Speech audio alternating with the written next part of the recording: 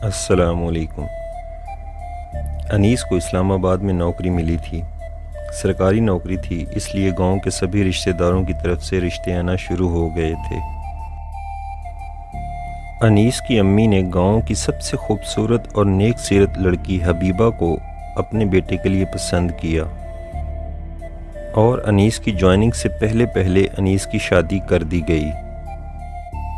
انیس نے حبیبہ کو کہا کہ ہم اسلام آباد ہی شفٹ ہو رہے ہیں، جس پر حبیبہ نے کہا کہ ایک تو اجنبی شہر ہوگا میرے لیے، دوسرا مہنگا بھی بہت ہے۔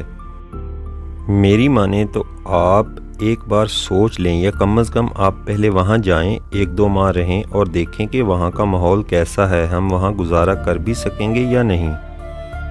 انیس بضد تھا تو حبیبہ بھی مان گئی اور دونوں اسلام آباد کے ایک اچھے سیکٹر میں رہنے لگے۔ انیس کی نوکری اچھی تھی، پہلے 1 سال تو دونوں نے بہت اچھا گزارا کیا، مگر انیس جیسے جیسے وہاں کے لوگوں میں گھلتا ملتا گیا، انیس کی عادات بھی بدلتی گئی۔ مہنگے ریسٹورنٹس میں جانا انیس کو شروع سے بہت پسند تھا، مگر اپنے دوستوں کی پرآسائش زندگی دیکھ کر ان کی نقل کرنے لگا تھا۔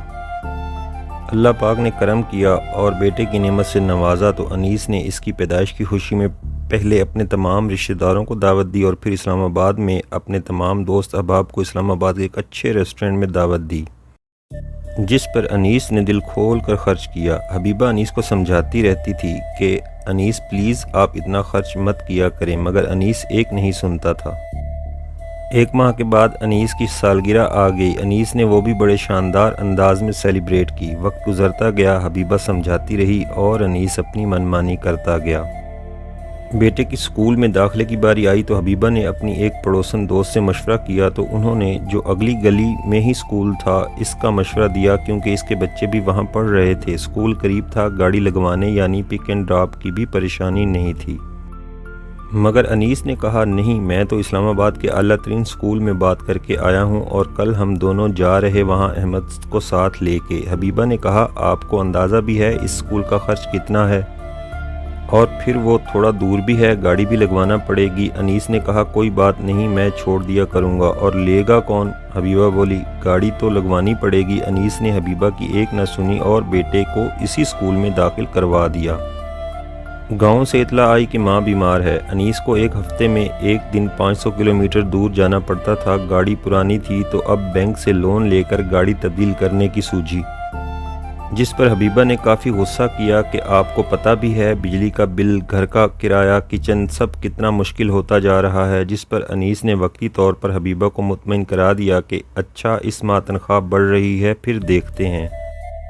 اخراجات بہت بڑھ چکے تھے، حبیبہ بڑی مشکل سے سب مینیج کر رہی تھی، مگر انیس ابھی بھی اپنے فضول کے خرچوں سے باز نہیں آ رہا تھا۔ شادی کی سالگرہ آ گئی، انیس نے اس پر بھی سب دوستوں رشتہ داروں کو بلایا اور حبیبہ کو بتایا کہ شادی کی سالگرہ والے دن میں تمہیں جو تحفہ دے رہا ہوں تم حیران رہ جاؤ گی، مگر وہ تحفہ ملے گا سیدھا وہیں جہاں پر ہم اینیورسری کے لیے دعوت ارینج کر رہے ہیں۔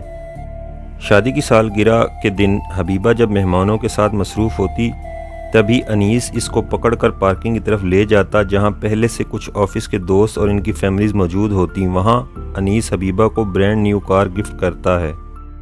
حبیبہ کو ذرا بھی اچھا نہیں لگتا لیکن وہ وہاں پر خاموش رہتی ہے۔ انیس کے دوست اور رشتہ دار سب بڑا متاثر ہوتے ہیں، مگر کچھ ایسے بھی ہوتے ہیں جو کہہ رہے ہوتے ہیں یہ کوئی کار ہے۔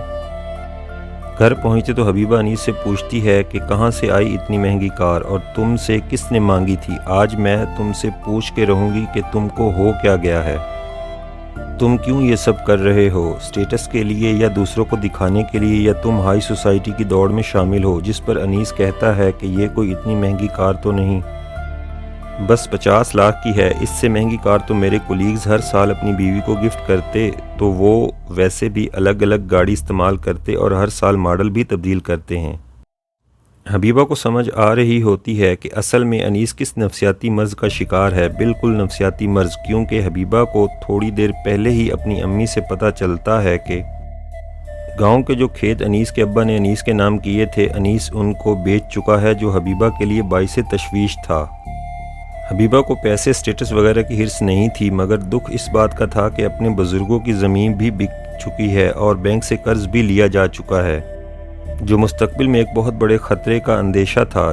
حبیبہ کہتی ہے کہ آپ یہ سب صرف اس لیے کر رہے ہیں کہ آپ کا حلقہ احباب ایسا ہے، ان کے پاس اچھی گاڑیاں ہیں اور ان کو ہر دوسرے دن بہانہ چاہیے ہوتا پارٹی کرنے کا۔ سچ ہمیشہ کڑوا لگتا۔ انیس کو غصہ آتا ہے اور وہ حبیبہ کو کہتا ہے کہ تم کیا جانو کلاس کیا ہوتی ہے، تم تو ہر وقت گھر میں گھسی رہتی ہو، باہر اٹھنا بیٹھنا تو میرا ہے۔ فلاں نے اپنی بیوی کو فلاں کار گفٹ کی، فلاں نے اپنے بیٹے کو فلاں سکول میں ڈالا، میرے سب کولیگز کے پاس اس سے مہنگی گاڑیاں ہیں۔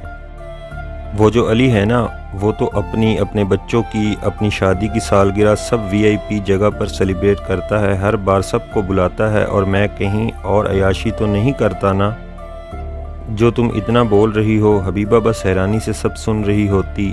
جب انیس بول بول کر تھک جاتا تو حبیبہ بولتی کہ انیس تم کو تو پتہ ہی نہیں تم کس مرض میں مبتلا ہو، میں کیا تمہیں سمجھاؤں، بس اتنا کہوں گی کہ یہ جو تمہارے فلاں اور فلاں ہیں نا، ان سب کے اسلام آباد میں اپنے گھر ہیں، اور ذرا چیک کرنا ان سب کے اپنے اپنے کاروبار بھی ہوں گے، کسی کی اسلام آباد میں شاپس ہوں گی تو کسی کے پلازے۔ ہمارے پاس اپنی بس خاندانی زمین تھی، جو ساری بھی بیچ دیں تو ان کا مقابلہ نہیں کر سکتے، اور افسوس ہوا کہ تم اتنے بے وقوف اور خود غرض ہو کہ بس اپنی انا کی تسکین کے لیے، اپنے سٹیٹس کے لیے یہ سب کرتے رہے ہو۔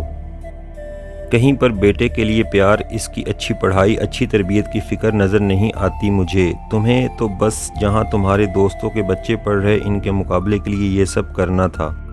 سمجھدار وہ ہوتا ہے جو اپنی چادر دیکھ کے پاؤں پھیلاتا ہے، مگر تم کو تو بس ہائی سٹیٹس کے لوگ ہی نظر آتے رہے، کیونکہ مسئلہ تمہاری سوچ اور تمہارے دیکھنے کے انداز میں تھا۔ بزرگوں سے سنا ہے کہ ہمیشہ اپنے سے نیچے والوں کو دیکھیں اور کسی کی شاہانہ زندگی دیکھ کر خود کو کم سمجھ کر اس کے پیچھے نہ چل دوڑیں۔ میں خوش تھی کہ اتنا بھی کہاں کسی کو نصیب ہوتا ہے جتنا اللہ نے ہم پر کرم کیا ہوا تھا، مگر تم جس راستے پر چل پڑے ہو، اگر خود کو روکا نہیں تو حالات بہت مشکل ہو جائیں گے، کیونکہ یہ لوگ، یہ دنیا کبھی خوش نہیں ہوتی۔ اس لیے اللہ پاک جس حال میں رکھیں اسی حال میں جو خوش رہنا سیکھ لے، اس کا ہوتا سٹیٹس، وہ ہوتا سمارٹ۔ ہائی کلاس نام کی کوئی چیز نہیں ہوتی، یہ بس انسان کی خودی ہوتی جو سب کلاسز سے بڑھ کر ہے۔ انسان چاہے کسی کلاس کا ہو، اس کے اندر جو ضمیر ہوتا ہے، جو خودی ہوتی ہے اور خودداری ہوتی ہے، وہ اسے خوبصورت بناتی ہے۔ ہمارے پڑوسی دونوں میاں بیوی جاب کرتے ہیں، ان کی بھی اچھی نوکری ہے، مگر وہ اپنی دھن میں جیتے، کسی کی نقل نہیں کرتے۔ اپنی زندگی انسان خود آسان بناتا ہے۔ تم کو پتہ ہے گھر میں جو ہیلپر آتی وہ بتا رہی تھی کہ اس کا شوہر 3 جگہ پر صاف صفائی کا کام کرتا ہے۔ اس سے پوچھا کہ تم خوش ہو زندگی سے؟ تو کہتی شکر اللہ پاک کا، اور مزید بولی کہ باجی آپ کو پتہ ہم تو ہر اتوار کو گھومنے پھرنے اور کھانے پینے جاتے ہیں۔ میں ہنس کر پوچھا اوہ واہ، اچھا کہاں جاتے ہیں آپ لوگ؟ تو وہ کہتی کہ کبھی F9 پارک، کبھی F6 کا پورا چکر مارتے، موٹر سائیکل پر بچے بھی ہوتے، تو ہم کسی اچھی سی جگہ رک کر موبائل سے سیلفیاں بھی لیتے ہیں، اور کبھی کسی مرکز چلے جاتے ہیں، وہاں پر آلو والے پراٹھے کھاتے ہیں، بچوں کو آئس کریم کھلاتے ہیں، اور پھر واپس گھر۔ بڑا مزہ آتا، ہم تو خوب چل مارتے ہیں۔ انیس ابھی بھی ٹائم ہے، خود کو نکالو اس جال سے، اور کچھ دنوں کے لیے گاؤں جا رہی ہوں میں امی کے پاس رہنے۔ دوستو یہ کوئی بھی مانے گا نہیں، مگر ہمارے اکثر گھروں کی ایسی ہی کہانی ہے۔